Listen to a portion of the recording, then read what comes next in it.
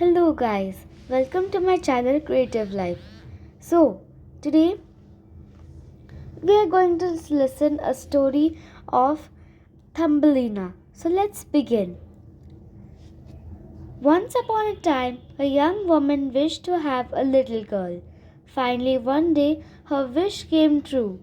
The beautiful little girl that she found between the petals of a flower was not taller than her thumb. So she named her Thambellina and made cradle from a walnut shell. Thumbelina loved to walk in the garden where she was barely as tall as the grass. One day, while she was enjoying the sunshine, a big, ugly frog stopped her. He had heard about Thumbelina's beauty and wanted to take her home with him to marry his son. Thumbelina was very frightened. Though she tried to run away, the frog caught her and took her to the swamp where he lived.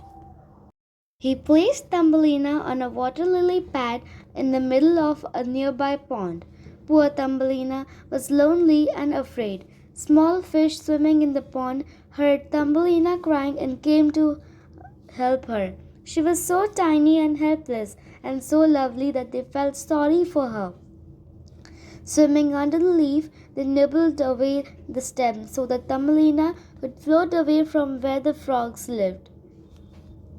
A beautiful butterfly offered to help her and flapped his wings so that Thumbelina could float farther away on her raft. Suddenly, a large beetle swooped down and carried Thumbelina to his tree. Thumbelina was frightened, but the beetle was very kind to her. He brought her honey from the flowers. He saw that she had enough to eat in a safe place among the leaves of his tree. The beetle knew that he could not take care of Thumbelina forever. So one day he placed her on a flower in the field. For the entire summer, Thumbelina was very happy. She lived among the flowers and got honey from them for food. She drank dew from the leaves and was warmed by the sun. Many tiny insects and small animals were her friends. But soon summer was over and autumn came. The weather became cooler. The sun was no longer warm. Birds flew away and insects disappeared. Even the flowers lost their petals and the leaves blew down from the trees. Thumbelina wrapped herself in a leaf to keep warm, but that leaf too withered and blew away. Thumbelina was frightened and lonely once again. She did not know where to go for help. She wandered through the fields for a long time until she met a friendly mouse. He was hurrying home to supper. He saw that she was cold and hungry and invited her down into his den under a haystack. The mouse and his friend, a mole who lived in a nearby tunnel, were very kind to Thumbelina. To repay them for their kindness, she kept house and cooked delicious meals for them.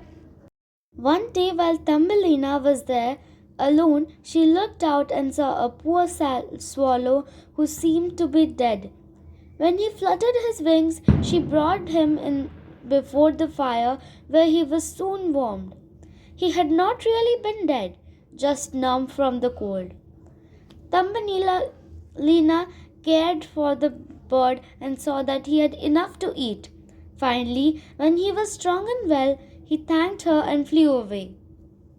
The mole loved Thumbelina and wanted to marry her. He set a date for the wedding. She was very sad. Thumbelina did not want to marry the mole, for she thought that she would have to live underground in his tunnel forever. Instead, she wanted to go back to her garden to be warmed by the sun and to live among the beautiful flowers. The day before Thumbelina was to marry the mole, she stood at the door of the mouse's den looking up at the clear blue sky. Just then she heard wings flapping. It was her friend, the swallow. He asked why she was so unhappy. Thumbelina told him her wish and he offered to take her away. She climbed on his back and they flew to a far off land where there were flowers and sunshine and many tiny creatures. The swallow placed Thumbelina on a beautiful white flower. It opened, and she was surprised to see a handsome prince not much larger than herself, with a gold crown on his head and delicate wings on his shoulders. When the prince saw Thumbelina's beauty, he asked her to marry him. He gave her a fine crown and a pair of white wings as wedding presents. After they were married, Thumbelina and the prince lived among the flowers and were warmed by the sun. The garden was the most beautiful Thumbelina had ever seen. There were many kinds of flowers and blossoms and plants. With the delicate wings, the prince and his bride could fly from flowers to flower, sipping the honey. They enjoyed the singing of the birds.